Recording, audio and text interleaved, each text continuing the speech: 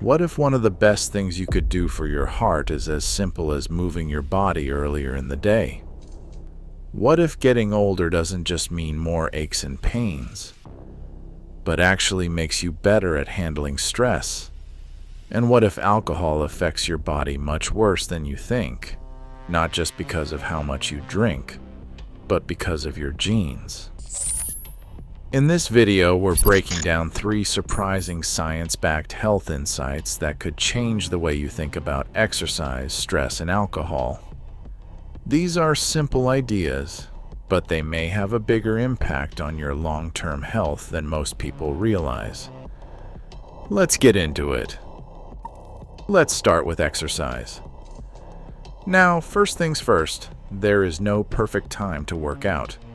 If the only time you can realistically move your body is in the afternoon or at night, that is still a huge win. Exercise at any time is better than no exercise at all. And the most important factor for long-term health is consistency. But here's where things get interesting. Research involving more than 86,000 people found that those who were most active in the morning had a lower risk of stroke and coronary artery disease compared to people who were mainly active later in the day. That does not mean a 7 a.m. workout magically solves everything, but it does suggest that your body may respond differently depending on when you move. This growing area of research is sometimes called chronoexercise, the idea that the timing of exercise may influence the health benefits you get from it. And while scientists are still learning exactly why this happens, the takeaway is pretty simple.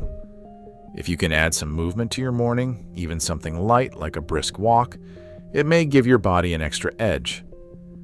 That's especially important because heart disease and stroke are still 2 of the biggest health threats people face. And the encouraging part is that the morning activity in this research was not limited to extreme workouts. You do not need to become a marathon runner before breakfast. A walk around your neighborhood, 10 or 15 minutes on a treadmill, a short bike ride, a quick body weight workout. Even small amounts of movement in the morning could matter. So if you already exercise later in the day, do not panic. You are still doing something great for your health. But if you have been looking for a low-effort habit upgrade, shifting some of your activity earlier might be one of the simplest ones to try. Because sometimes the difference between a habit that helps and a habit that helps even more comes down to timing. And speaking of time, there is another surprising health advantage that may come with age itself. A lot of younger people assume older adults are less stressed because life just gets easier. But researchers suggest it is not that simple. In fact, studies have found that older adults often report less stress than younger people, even though they may be dealing with serious life challenges like health decline, grief, or loss. So what is going on? Researchers found 3 big shifts that tend to happen over time. First, younger people tend to see more daily situations as stressful. Things that feel massive at 20 or 30 may barely register as major problems at 50 or 70. Second, older adults often get better at reducing stress.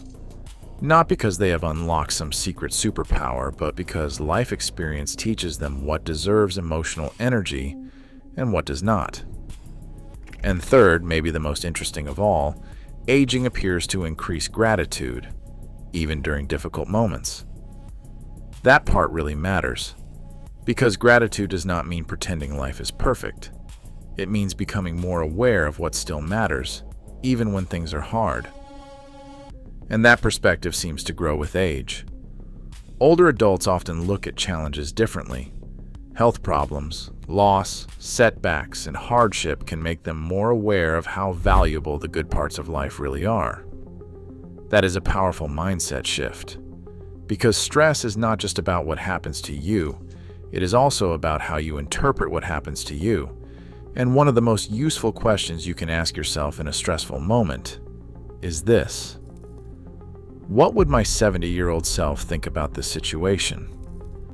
Would they see it as the end of the world, or just another moment that will pass? That question will not erase real problems, but it can help create perspective. It can take the emotional temperature down just enough for you to think more clearly. And in a world where people are constantly overstimulated, overbooked, and mentally overloaded, perspective is one of the most underrated health tools there is. So yes, stress is part of life. But one of the hidden benefits of getting older may be learning that not every problem deserves a panic response. Sometimes wisdom is just knowing what not to carry. Now let's shift to something a lot of people still underestimate: alcohol. Most people know smoking and heavy drinking are linked to serious health problems. But here is something many people do not realize.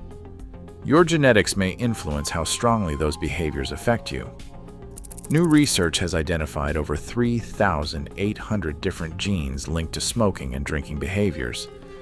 That does not mean there is one single alcohol gene, but it does suggest biology may play a real role in why some people are more vulnerable to addiction, stronger negative effects, or worse health outcomes. When it comes to alcohol specifically, two genetic variants get a lot of attention: ADH1B and ALDH2. These influence how your body metabolizes alcohol. In plain English, they help determine how efficiently your body processes booze and its toxic byproducts. One variant can break alcohol down faster. That may sound good at first, but it can actually lead to a quicker buildup of toxic compounds. The other variant can slow how efficiently those toxins are cleared, which means harmful substances may stay in your body longer. Either way, the result can be the same. Alcohol may hit some people much harder than others. That means two people can drink the same amount, but their bodies may not experience it the different way. And that matters. Because alcohol is not just about the buzz or the calories.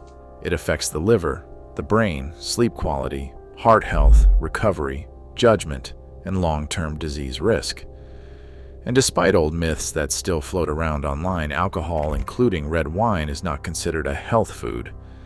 That idea has largely fallen apart under better research. So while a lot of people still think a nightly drink is somehow doing their heart a favor, the overall evidence points in the other direction. The healthier move is moderation, or less.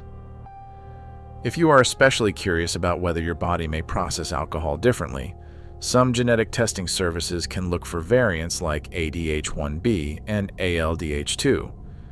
But even without a test, the core message is the same. Do not assume alcohol is harmless just because it is common.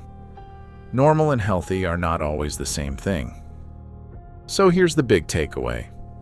First, moving your body in the morning may offer extra protection for your heart and brain, even if it is just a simple walk. Second, aging may come with an underrated gift: better perspective, lower stress, and a stronger sense of gratitude. And third, alcohol may affect your body more than you think. And for some people, genetics may make the risks even worse. None of this means you need a perfect routine. It means small choices matter. A little movement, a little perspective, a little more caution about what you put into your body. Do those consistently and they can add up in a big way over time. If you enjoy science-backed health content without the fluff, subscribe and turn on notifications. And if you want, click subscribe below and check out the next video for more evidence-based tips on longevity, nutrition, and living healthier for longer. See you soon, and remember, when it comes to diet and exercise, there are no gimmicks, just results.